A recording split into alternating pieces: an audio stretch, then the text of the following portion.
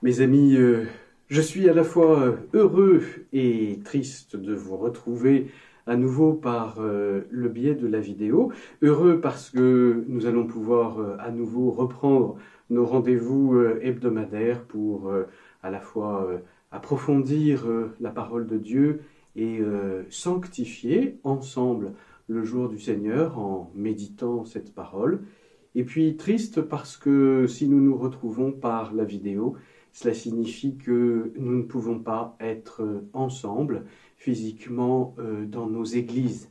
Et ça, c'est une vraie souffrance. Comme vous le savez peut-être, hier soir, samedi 7 novembre, le Conseil d'État, qui avait été saisi en référé par la Conférence des évêques de France, a décidé de rejeter la demande de la Conférence des évêques visant à autoriser, avec bien sûr toutes les mesures sanitaires que l'État aurait exigées, à autoriser à nouveau les célébrations catholiques dans nos églises. Nous ne pouvons donc pas nous réunir puisque nous n'en avons pas l'autorisation et un certain nombre d'évêques ont décidé de mener de nouveaux recours. Un certain nombre d'entre eux, comme l'évêque de Montauban, Monseigneur Ginoux, a qualifié cette décision d'à la fois injuste et blessante pour les catholiques. Il nous faut donc faire contre mauvaise fortune bon cœur et manifester que, au-delà de cette décision blessante du Conseil d'État, qui sans doute est effectivement injuste puisque les catholiques ont toujours été extrêmement prudents et raisonnables dans leur manière de pratiquer et de respecter les gestes barrières. Au-delà de cela, il nous faut accepter cette décision qui nous dépasse et, comme citoyens, obéir à ce qui nous est demandé. Voilà, mes amis, ce que je voulais vous dire en préalable, alors que nous nous retrouvons aujourd'hui par la vidéo. Je voudrais approfondir avec vous ce magnifique texte de l'évangile de ce dimanche, qui est cette parabole que vous connaissez par cœur, que peut-être aussi, j'espère, vous connaissez par le cœur, et qui est la parabole des 10 vierges. Vous savez, les vierges sages et les vierges qualifiées de folles. Alors, ce texte est absolument magnifique parce que, n'oublions pas le contexte, Jésus donne cette parabole pour parler d'une chose très concrète qui est le royaume de Dieu, qui est le fait que nous sommes invités à aller au ciel. Et vous savez que bien souvent, Jésus, dans les paraboles du royaume des cieux, va employer la comparaison avec un festin, avec une fête, avec des noces, avec un moment de réjouissance. Et là, ce qui est assez extraordinaire dans cette parabole, c'est que Jésus va comparer le royaume des cieux à un mariage. À un mariage, puisqu'il est question d'un époux. Mais comme vous l'avez vu, il n'y a pas d'épouse qui est qualifiée dans cet évangile. Et les épouses, ce sont en fait les vierges qui sont invitées à se rendre au mariage. Et donc, le royaume des cieux est comparé à une histoire d'amour. Chose extraordinaire parce que qui peut dire aujourd'hui, en conscience, à commencer par moi-même, que nous n'avons pas un peu peur d'aller rejoindre le Seigneur au ciel, même si pendant toute notre vie chrétienne, nous allons parler du ciel, nous allons parler du Seigneur, nous allons dire que nous l'aimons. Qui peut dire, au moment du grand passage, que nous n'avons pas un peu peur d'aller au ciel? Alors justement, parce que Jésus est infiniment délicat, même vis-à-vis de nos craintes et de nos peurs, Jésus nous dit « N'aie pas peur, le royaume des cieux, c'est d'abord une histoire d'amour entre moi et toi. » Or, qu'est-ce que c'est que l'amour dans le mariage? Puisque finalement, c'est cela la comparaison que Jésus va prendre dans cet évangile. L'amour dans le mariage, c'est d'abord accepter de se décentrer de soi-même pour accueillir dans ma vie le désir de l'autre. C'est cela fondamentalement le mariage. Me décentrer de moi-même pour accueillir dans ma vie le désir de l'autre. Et cette parabole nous parle de quoi?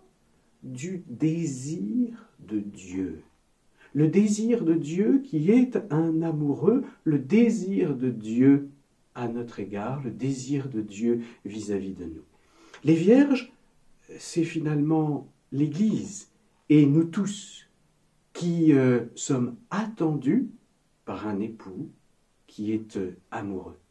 Et ensemble, en nous soutenant les uns les autres, et le but de ces vidéos ne sont pas autre chose que cela, en nous encourageant les uns les autres, en nous soutenant les uns les autres, nous essayons de veiller pour accueillir ce désir de Dieu à la fin de notre existence. Alors, vous savez comme moi que parler d'amour et parler de mariage, actuellement dans la société dans laquelle nous sommes, où l'on dit à peu près n'importe quoi, et surtout beaucoup de stupidité sur ces deux notions, fait que parfois nous sommes un peu déroutés et dépassés par les conceptions que nos contemporains ont de ces notions. Je veux rappeler quelque chose d'essentiel. C'est que l'amour et le mariage, ce n'est pas le monde des bisounours. Ce n'est pas la stupidité de ces téléréalités que l'on nous montre à longueur d'audience télévisuelle. Non, l'amour, ce n'est pas le monde des bisounours tel que le Christ nous le propose. D'abord parce que, comme pour ces vierges, nous mesurons à quel point Dieu peut parfois dans notre existence nous paraître lointain et se faire attendre.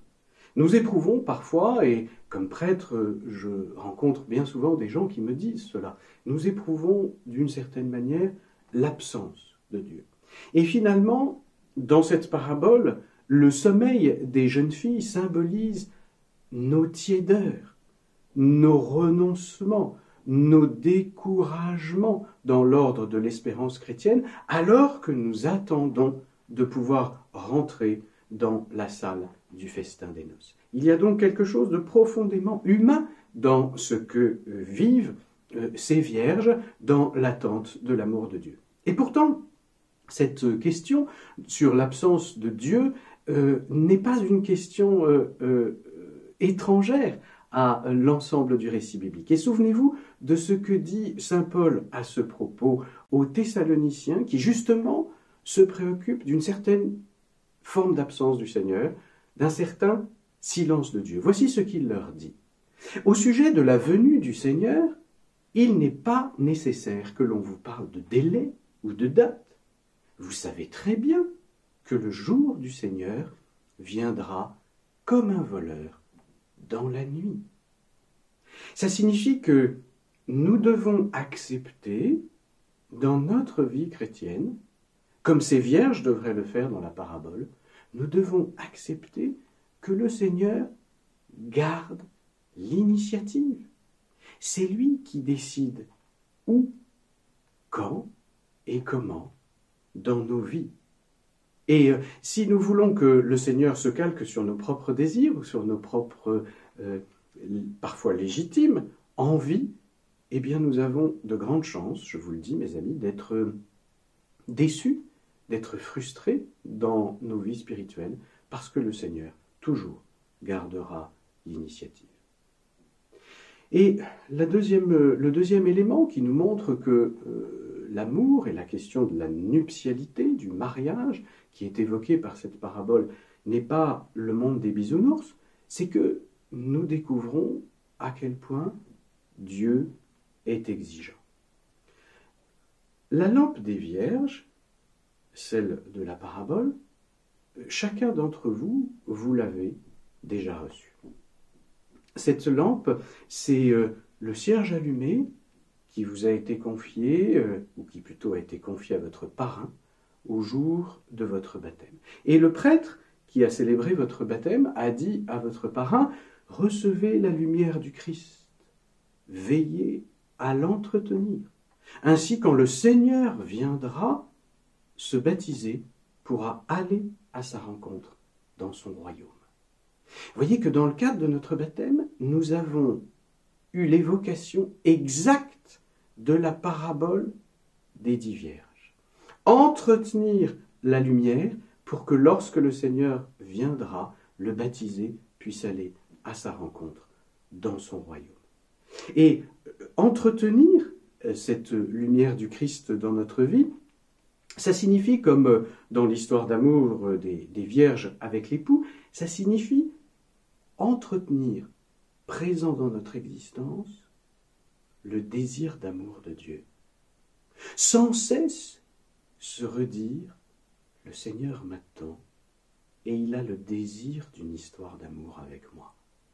C'est extrêmement important, mes amis, cela, parce que sinon, nous vidons complètement notre vie chrétienne de son sens le plus profond.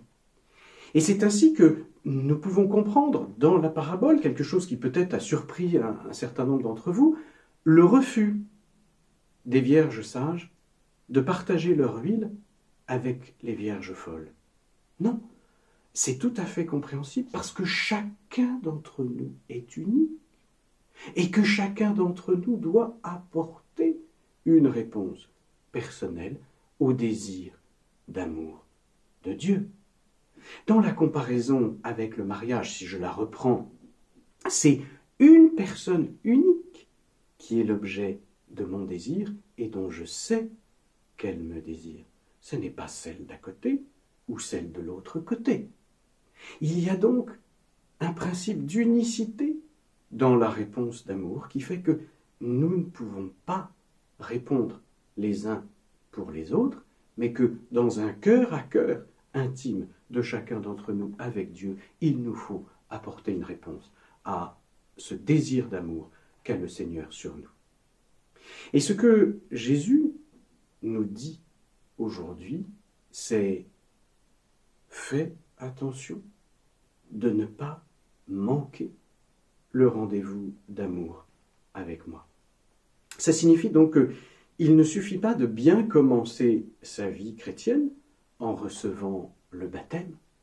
Le baptême n'est pas un gris-gris, une patte de lapin que l'on accrocherait autour du cou du baptisé, qui le protégerait de tout et qui ferait que, automatiquement, il irait rejoindre le Seigneur au ciel. Non, ce qui fera que nous irons au ciel rejoindre le Seigneur comme les vierges sages, c'est la rencontre du désir que Dieu a de nous, qu'il nous a exprimé dans le baptême, et notre propre désir de veiller pour aller à sa rencontre.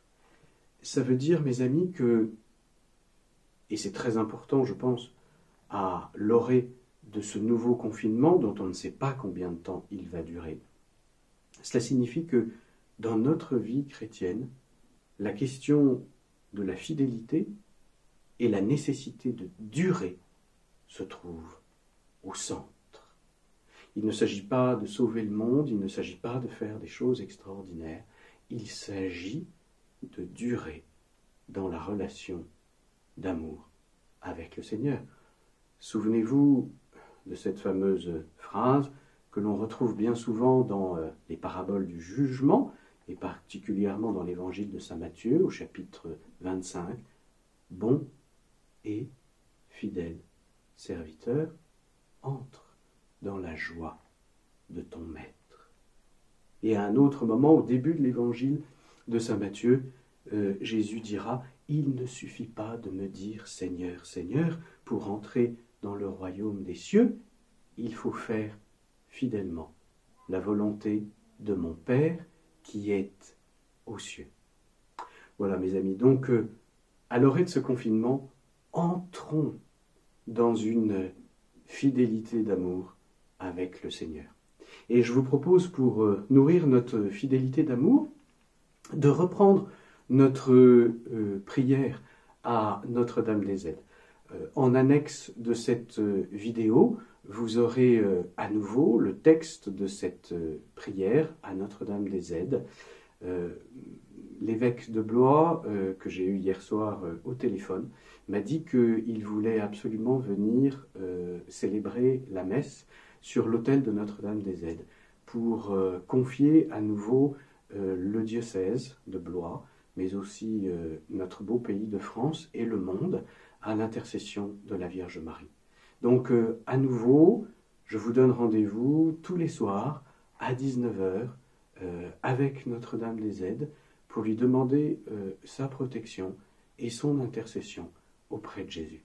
À tous, je souhaite un très beau, un très saint dimanche autour de la parole de Dieu et à très bientôt pour un nouveau rendez-vous.